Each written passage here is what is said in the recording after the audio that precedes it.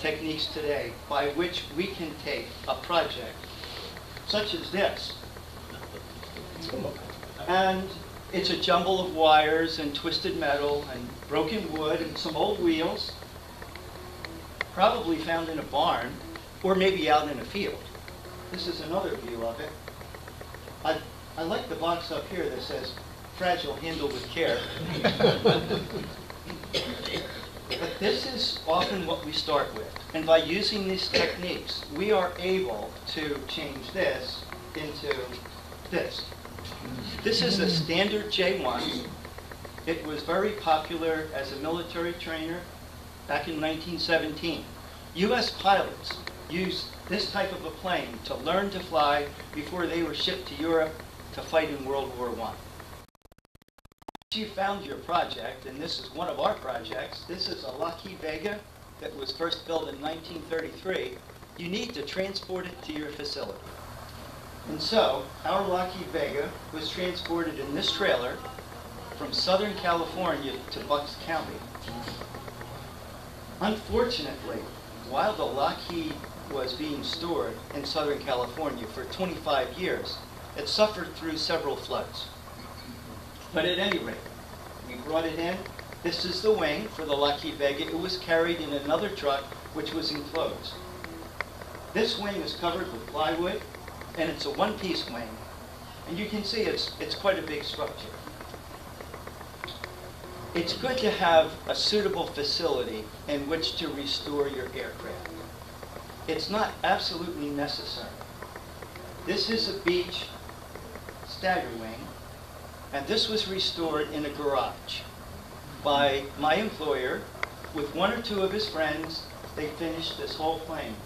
I saw this for the first time, and this is one of the reasons I started taking pictures. I thought this was the most magnificent plane I had ever seen. Louis stayed in the national air races in 1936 against men and women and everybody. Won in a plane just like this, except it was blue. Welcome to our shop facility. Here we restore planes to flying status. As research tools, we use blueprints, we use the wing structures themselves and the structures of the planes themselves. This is our Waco, not anywhere near completed. This plane could carry 1,000 pounds of airmail, which translated into 22,000 letters at a speed of 120 miles an hour. An impressive amount. The tail view of our fuselage is seen here.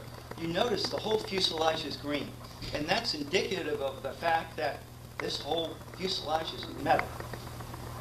You can see the metal stringers on the turtle deck and the metal supports along the side of the fuselage. A side view of the fuselage shows something called a Warren truss technique. You see this in bridges where you have struts in this design giving exceedingly good support.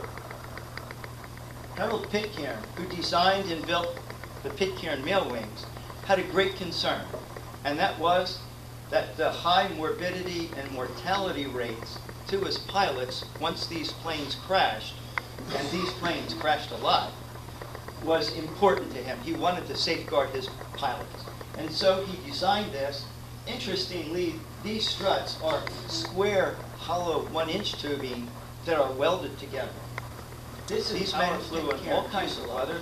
They had flares along the ground. They could follow even in rain, and needs to be done. They flew, and we have to look at. But at any rate, he took off to make sure because of the prevailing winds. He took off to the east. Normally, they took off to the north. He took off to the east, and then he banked around to the north. And very shortly after that, all of that is he crashed into this mountain. The missing parts are it's Stone Mountain, Georgia. All of the metal is stripped. If you look here, and we'll see a line of trees frying the metal.